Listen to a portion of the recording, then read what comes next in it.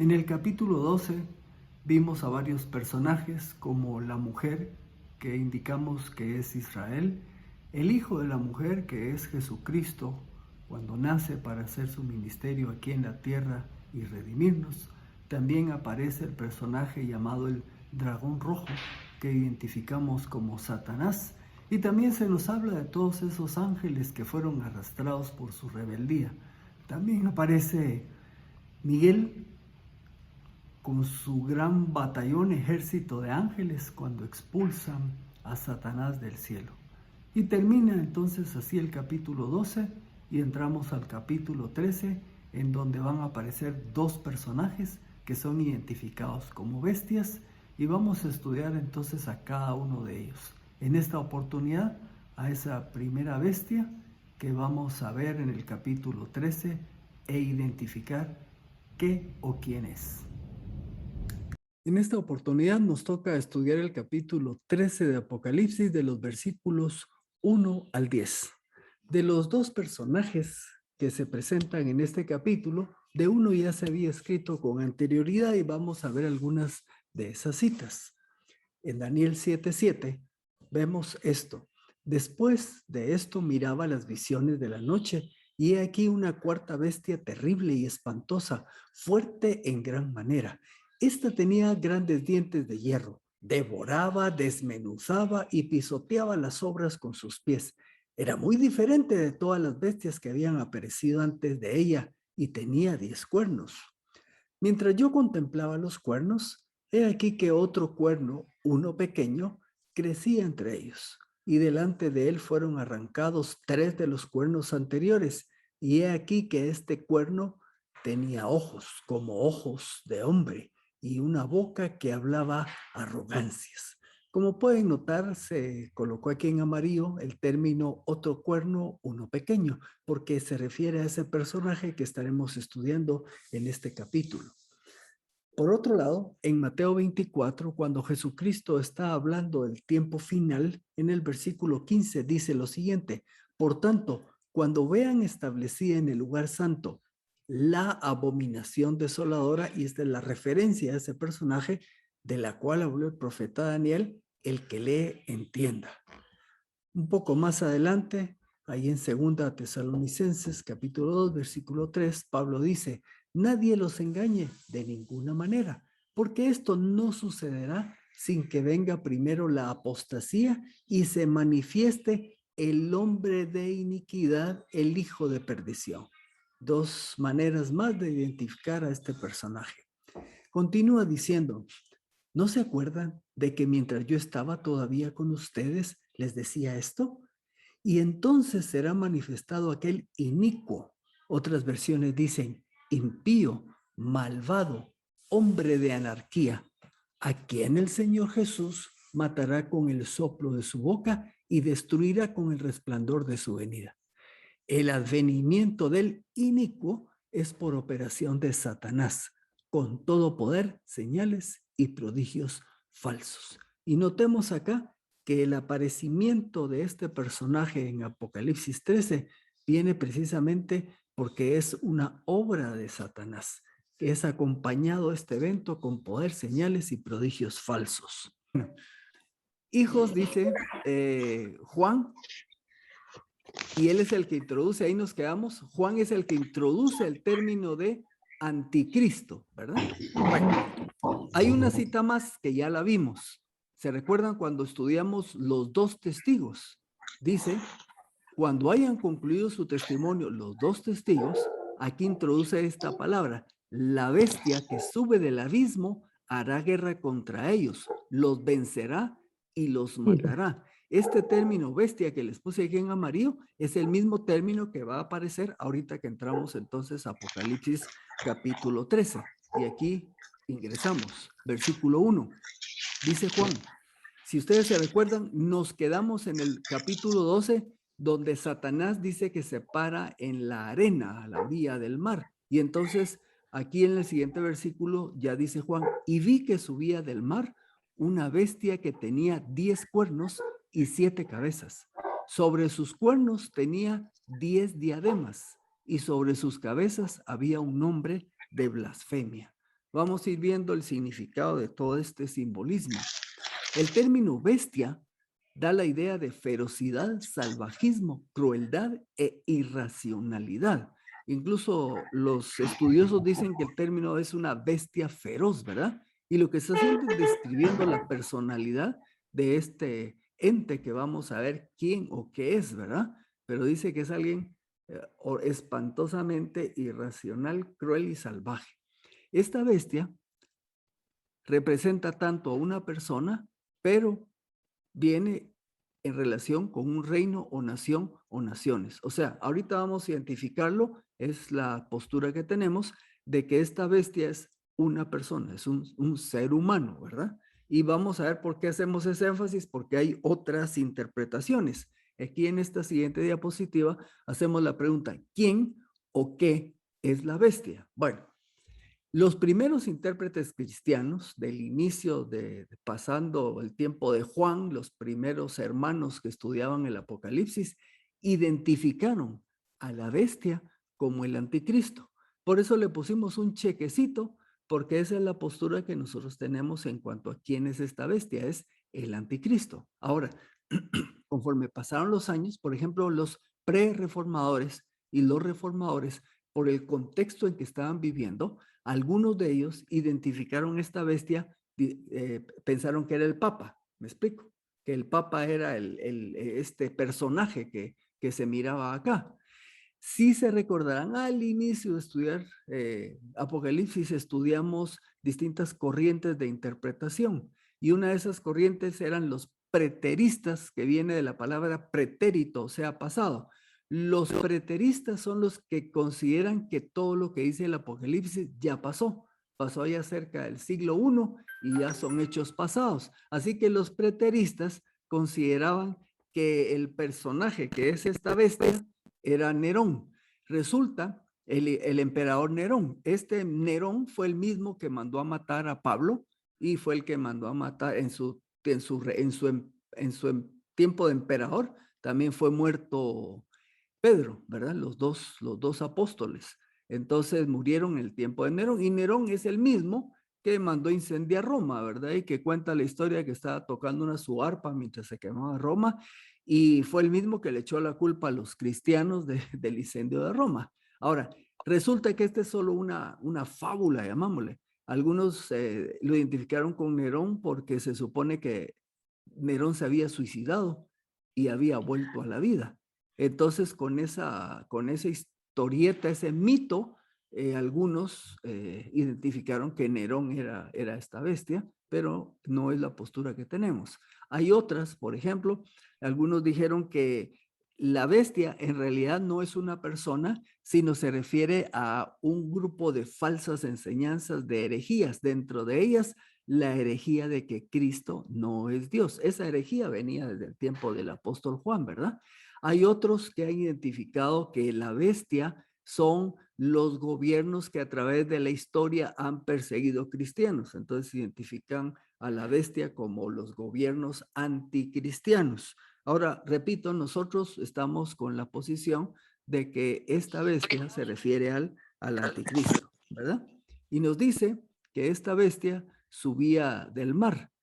Cuando se dice que sube del mar, hay dos posiciones al respecto. Una dice que el mar es la representación de las naciones. Estos versículos que ustedes ven acá de Isaías y de Apocalipsis precisamente hacen referencia a las naciones, las relacionan con el mar. Entonces, por eso algunos dicen que el origen del anticristo viene de las naciones gentiles, ¿verdad? Ahora hay otra postura que el origen del anticristo, porque el mar también en los pasajes de Apocalipsis 11:7 y 17:8 se refiere al mar, también lo identifican con el abismo. ¿Se recuerdan que ya vimos nosotros ese abismo, que es de donde salen todos aquellos demonios que vimos en las trompetas pasadas? Bueno, de alguna manera podríamos compatibilizar estas dos interpretaciones. Por un lado, se cree que el anticristo va a venir, va a ser originario de alguna de las naciones gentiles, específicamente de lo que fue en el pasado el Imperio Romano. Pero por otro lado, por por las características espirituales que tiene el anticristo, pues también puede decirse que viene del abismo, porque el fulano tiene una presencia demoníaca espantosa. Y en el abismo, se recuerdan, es donde estaban atados, encadenados, todos esos demonios que salieron, que ya vimos en capítulos pasados. Bueno, aquí puse algo como esto: de tal palo, tal astilla. La descripción que aparece aquí en el versículo 1, vimos algo similar en el capítulo 12, versículo 3, solo que en el 12:3 está describiendo al dragón rojo. En este caso lo identificamos como Satanás. Y en el 13:1 es la bestia que está introduciendo este capítulo. Ahora vean, ahí les puse en dos columnas. Dice que el dragón tiene 7 cabezas y 10 cuernos. En el caso del 13 le dan vuelta y dice, la bestia tiene 10 cuernos y 7 cabezas. Los mismos elementos, solo que en orden invertido. Ahora, aquí sí hay una diferencia. Dice que en el caso del dragón de Satanás es en las cabezas donde tenía las 7 diademas, y en el caso de la bestia es sobre los cuernos donde estaban las 10 diademas. Ya vimos que los cuernos era símbolo de poder. En el caso de Satanás, las 7 cabezas como un número pleno, hablaba de su capacidad intelectual, y las 7 diademas tienen que ver con autoridad. Vamos a ver esto un poco más adelante. Bueno, aquí les voy a presentar, hay distintas posturas de interpretación. La que les voy a presentar es la que maneja John MacArthur, y más o menos cerca anda Iris Carballosa, para entender qué significa esto en el caso de la bestia que estamos viendo en Apocalipsis 13:1. Consideran que las 7 cabezas son 7 grandes imperios. Y aquí anoto algo: imperios que tuvieron relación con Egipto, porque estos 7 imperios no son los únicos 7 imperios que han existido en el planeta. De hecho, MacArthur le llama los imperios mundiales, pero en realidad pues solamente estuvieron en lo que fue en Europa y Asia y parte de África, ¿verdad? Así que yo le puse mejor grandes imperios. Son Egipto, Asiria. Ustedes saben, Egipto, que fue donde estuvo cautivo el pueblo de Israel. Asiria, los que derrotaron al reino del norte, a Israel. Babilonia, los que conquistaron el reino del sur. Y luego viene el imperio medo-persa, que conquistó al imperio babilónico. Luego el reino de Grecia, que conquistó a los medo-persas. Y Roma, que conquistó a los griegos, ¿verdad? Entonces aquí van 6 imperios. Falta uno. El séptimo se considera que es el último imperio mundial, que va a estar comandado por el anticristo. Algunos dicen que es como que es el imperio romano que vuelve a resurgir. Consideran que va a venir de algunas o varias de las naciones que en el pasado conformaron el imperio romano, y que de alguna de estas naciones puede venir el anticristo. Yo les tengo aquí un mapa donde enseña cuál fue la extensión del imperio romano. Y ustedes van a poder ver, vamos a ponerle aquí los colorcitos, que estamos desde la zona de donde estaba Israel, y llegaron incluso hasta Inglaterra, el sur de Alemania, por supuesto, estuvieron en Francia, en España, y todo el norte de África. Todo esto era el imperio romano. Así que obviamente de esos 4 imperios, este fue el más agresivo, el que conquistó más y durante más años estuvo vigente. Fíjense que el imperio romano, en un punto dado de su historia, se dividió en 2. Se dividió, vamos a poner más o menos así, ¿eh? Aquí. Por acá quedó, este era el imperio romano de Oriente, y para este lado el imperio romano de Occidente. El imperio romano de Occidente, donde estaba Roma, o sea, aquí en Italia, este cayó, o sea, terminó su vigencia como imperio aproximadamente por el año 500 después de Jesucristo. Sin embargo, el imperio romano de Oriente, este que estamos viendo acá, este llegó hasta el año 1453. Es uno de los imperios que más tiempo ha durado. Como dato curioso, aquí donde les voy a poner en fucsia, aquí quedaba Constantinopla, y fue en el año 1453 que los turcos logran invadir Constantinopla y entonces todos los eruditos estudiosos que vivían en Constantinopla salen huyendo hacia lo que es Europa. Y en esa huida se llevan todos los manuscritos griegos que tenía y eso coincide con un reestudio y un despertar del estudio del idioma griego y de los manuscritos del Nuevo Testamento. Bueno, aquí les hice un resumen así corriendito, ¿verdad? Pero bueno, esto era lo que era el Imperio Romano. Entonces se cree que en algunos de ellos, vamos a ver acá,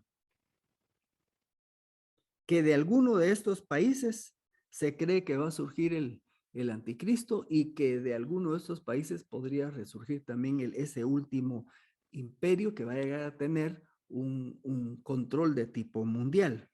Muy bien, esto solo se los enseño por puro dato curioso.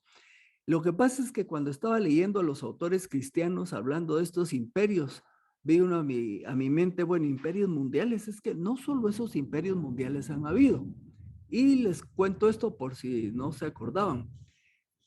El imperio de los mongoles, comandado por Genghis Khan, alrededor del año 1206, esto fue casi en el mismo tiempo que estaba todavía el imperio romano de Oriente, ¿verdad?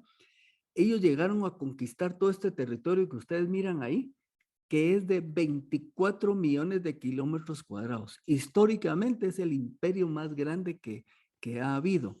Solo Rusia tiene 17 millones de kilómetros cuadrados y estos mongoles llegaron a tener un territorio de 24 millones. Se iban desde Corea, en la parte más oriental, hasta secciones del Danubio. Eso solo por mencionar. Por cierto, este imperio mongol es el segundo imperio más grande en tamaño. Y entonces surge la pregunta, ¿y cuál ha sido el imperio más grande que ha habido? El imperio británico, con todas sus posesiones en ultramar, en América y todo. Fue un imperio que tuvo más amplitud que los mongoles. Cerramos ese paréntesis informativo.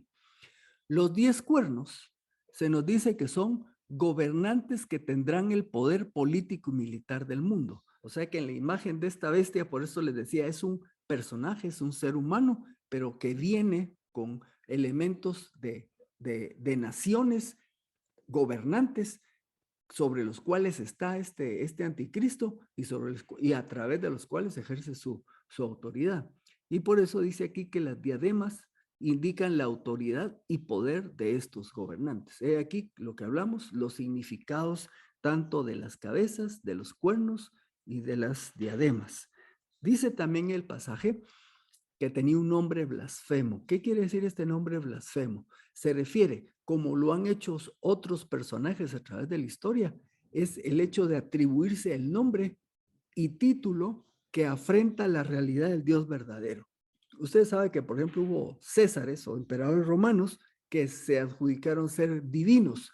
Esto era una blasfemia y hubo otros reyes que hicieron esto. Pues el anticristo precisamente va a hacer eso. Dice segunda Tesalonicenses 2:4 acerca del anticristo. Dice, el cual se opone y se levanta contra todo lo que se llama Dios o es objeto de culto, tanto que se siente en el templo de Dios como Dios, haciéndose pasar por Dios. Esto es lo que Jesús le llama la abominación desoladora, que también la menciona Daniel en su libro. Versículo 2. La bestia que vi era semejante a un leopardo. Y aquí entonces dice, esa bestia que sale del mar era semejante a un leopardo. Sus pies eran como de oso y su boca como la boca de león.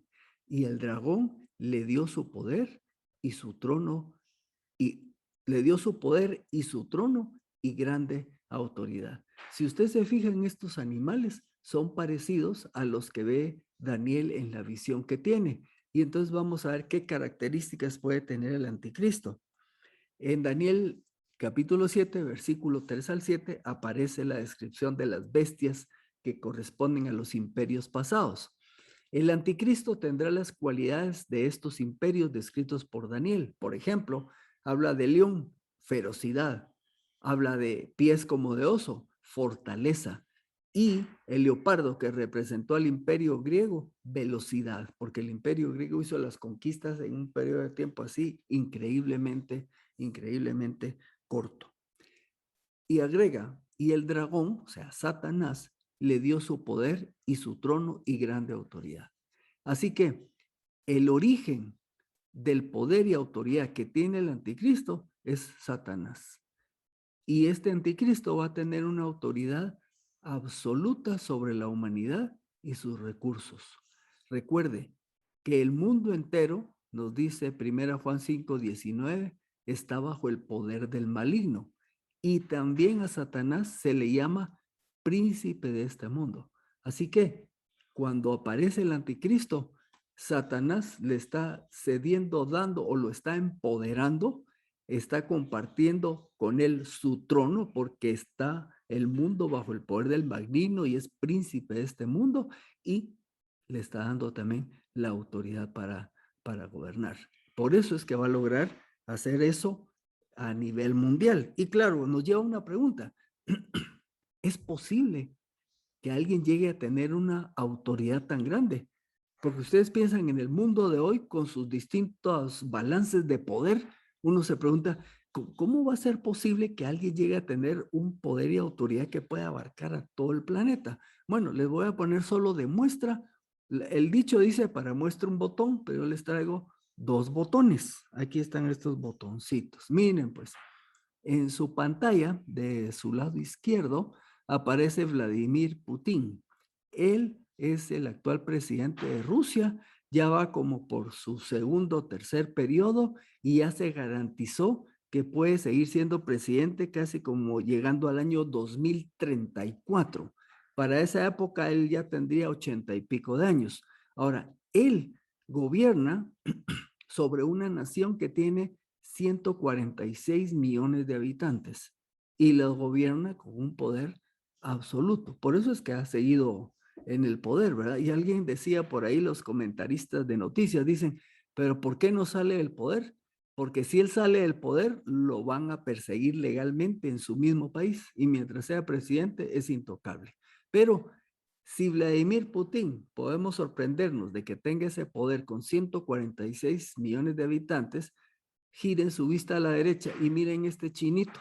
Hasta mírenlo con sus manitas serían, ay, el doncito, ¿qué se ve? Se ve un chinito buena gente. Pues este chinito buena gente es Xi Jinping.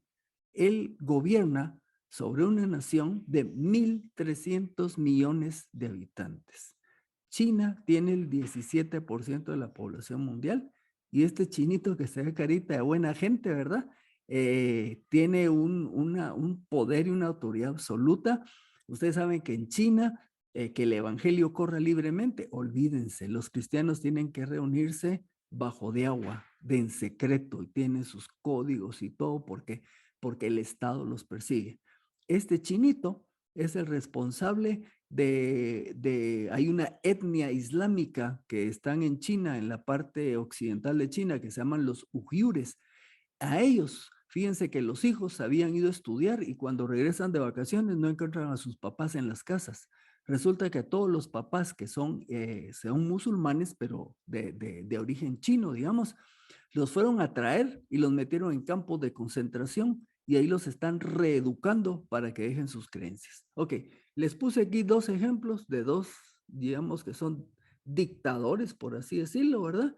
Y que tienen control sobre millones de gente. Bueno, el anticristo va a ser como esto, solo que sobrepotenciado porque va a lograr el poder mundial. Pero les puse este ejemplo para que vean que es posible en nuestros días que haya un fulano teniendo un poder enorme sobre una cantidad de gente. El mejor ejemplo es Xi Jinping, 1.300 millones de habitantes bajo su poder. Bueno, versículo 3.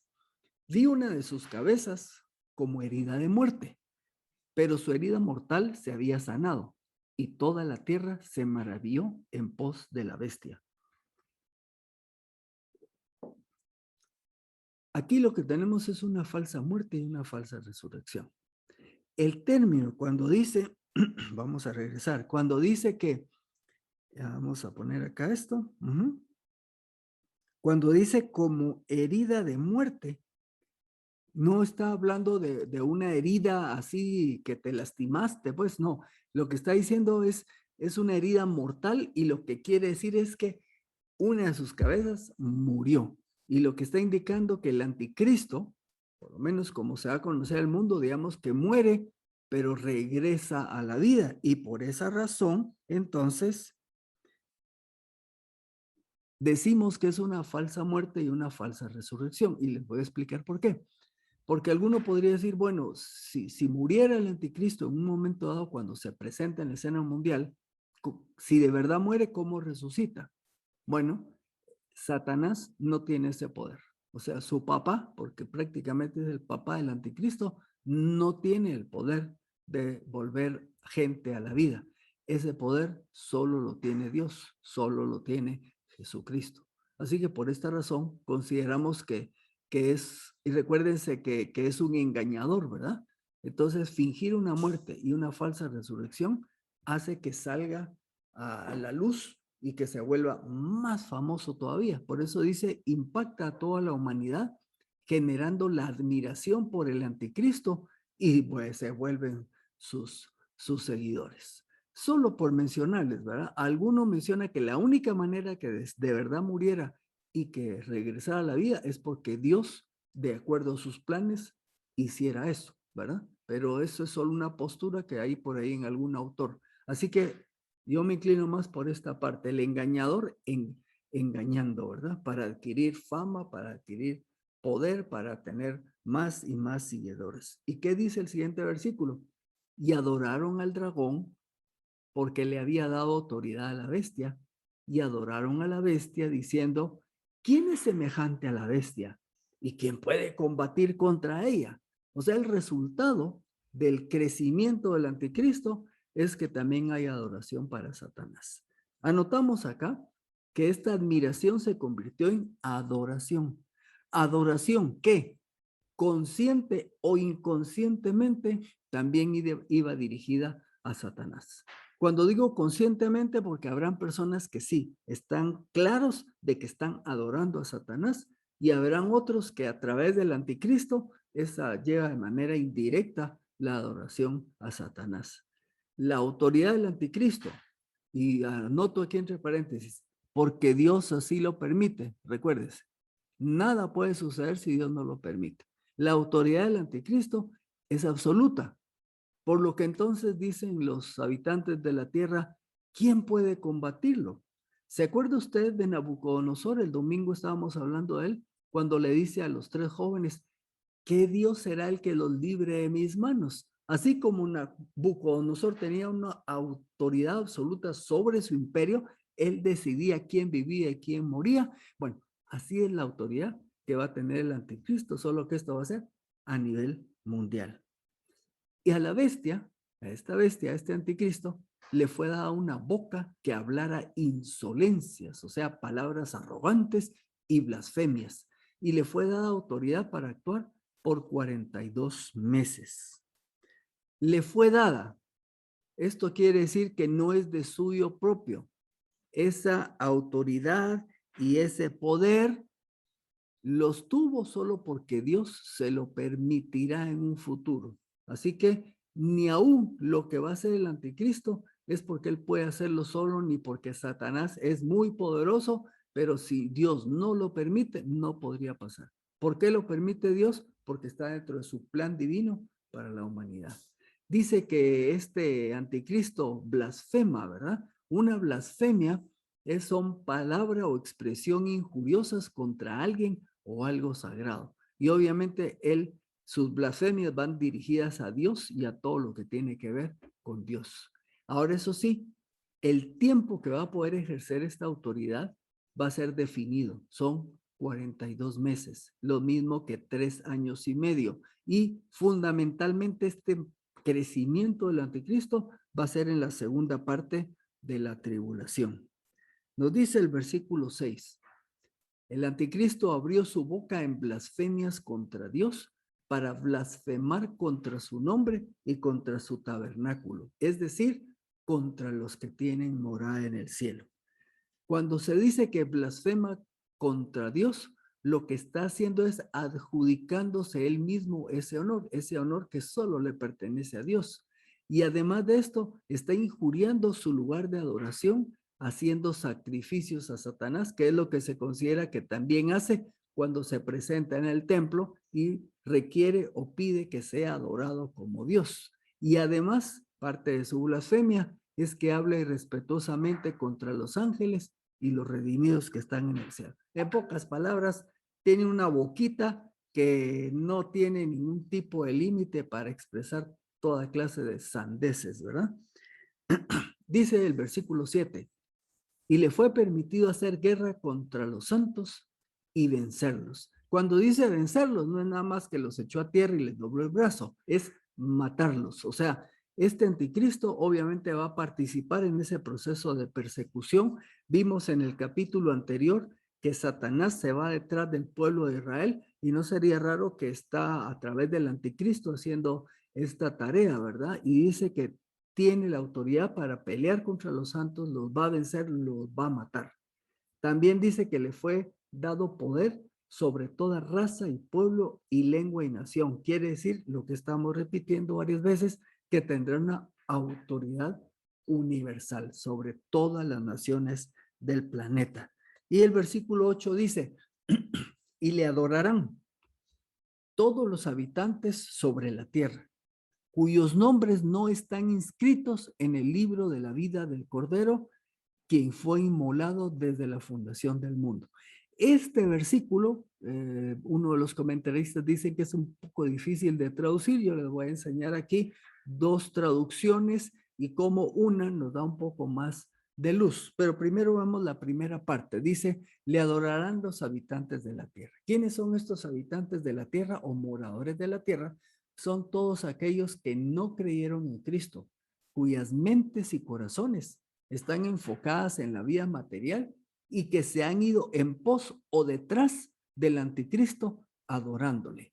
Esos son esos habitantes de la tierra, ¿verdad? Son los no creyentes y estos son los que se dice que no están anotados en el libro de la vida. Ahora que les voy a presentar la versión Reina Valera 2015 y la Nueva Biblia de las Américas.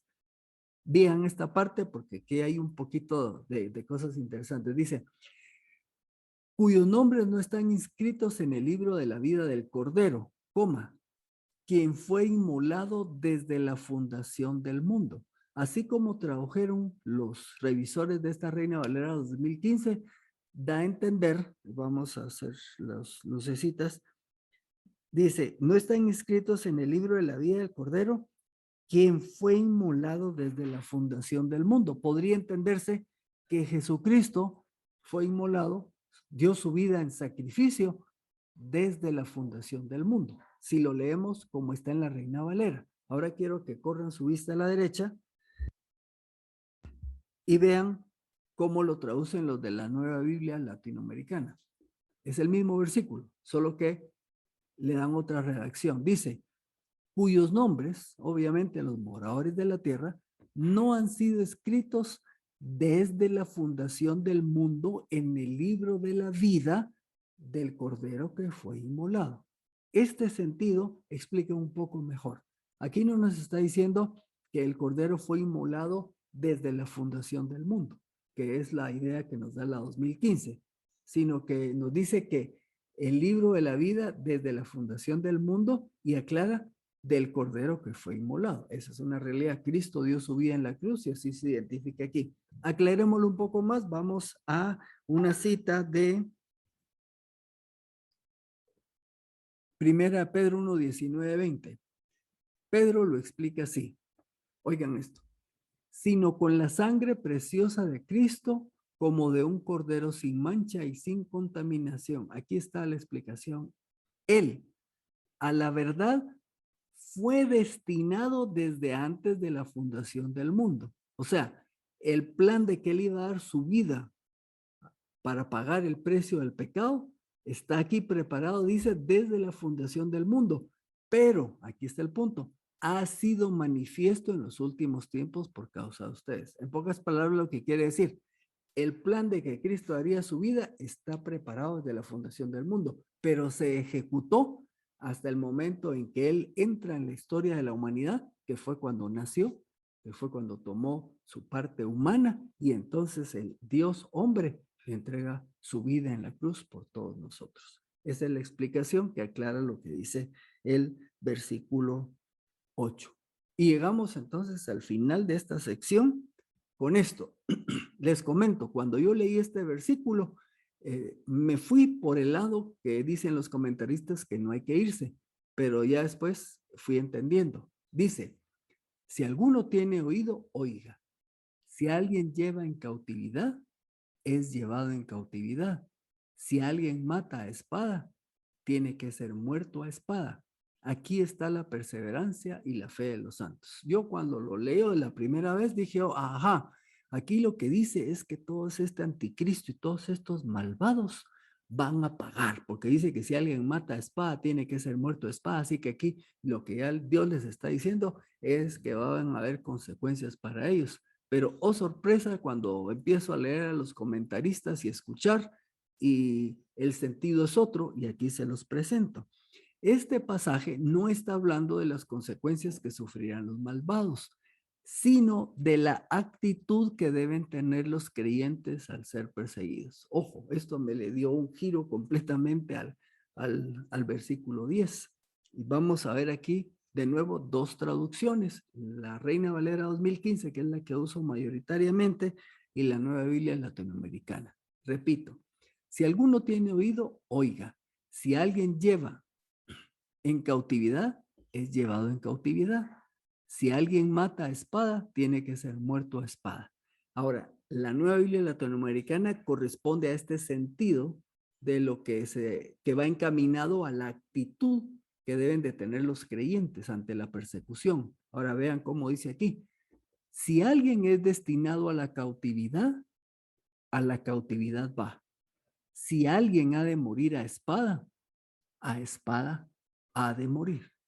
Aquí da otro giro. Lo que está diciendo es, el que va a experimentar cautividad o va a morir a espada, pues sencillamente va a ser cautivo o va a morir a espada. Una explicación. Evis Carballosa dice, en el texto hay una advertencia a los santos de no resistirse a sus perseguidores, sino que acepten el cautiverio e incluso la muerte sin intentar defenderse. El llamado es a resistir en la fe y no ceder frente al opresor. Ojo, la bestia podrá quitar la vida física de los santos, pero no podrá impedirles la entrada en el reino eterno del Mesías. Dios nos creó para que tengamos gusto y aprecio por la vida que tenemos. Lo normal es que queramos vivir. Es anormal que alguien dijera, un creyente dijera, me quiero morir. Eso no es normal. Sin embargo, en estos tiempos de persecución, la situación va a ser tan crítica, tan dura, tan ruda, que entonces el pasaje va encaminado para decir a los creyentes, ¿verdad? Que la situación va a ser muy difícil, que van a sufrir persecución, van a ser llevados a la cautividad y algunos van a perder su vida. Tranquilos, que descansen en el Señor, porque eso es lo que les va a pasar. Y por eso termina el pasaje diciendo, aquí está la perseverancia y la fe de los santos. La perseverancia se evidencia en recibir de parte de Dios lo que les va a tocar vivir, y la fe como el término de fidelidad, su fidelidad a Dios.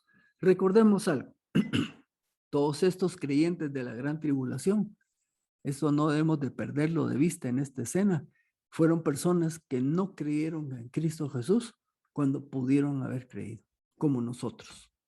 Si ellos hubieran creído en estos tiempos, por lo menos en nuestros países donde hay cierto grado de libertad, no hubieran tenido que vivir lo que van a tener que vivir cuando creen en Cristo, pero en el tiempo de la gran tribulación. Va a ser un tiempo muy difícil. Vamos a parar acá entonces, terminando el capítulo 13. Finalizamos el capítulo 13 y pudimos ver a este personaje que al inicio se denomina como la bestia y que lo identificamos como el anticristo. Vemos cómo su autoridad y su poder provienen de Satanás y cómo va a ejercer una autoridad absoluta, pero también como bestia que se le denomina, va a ser feroz, va a ser tremendamente agresivo, porque no va a haber quien se le oponga. Así que seguiremos la próxima semana con la segunda parte del capítulo 13.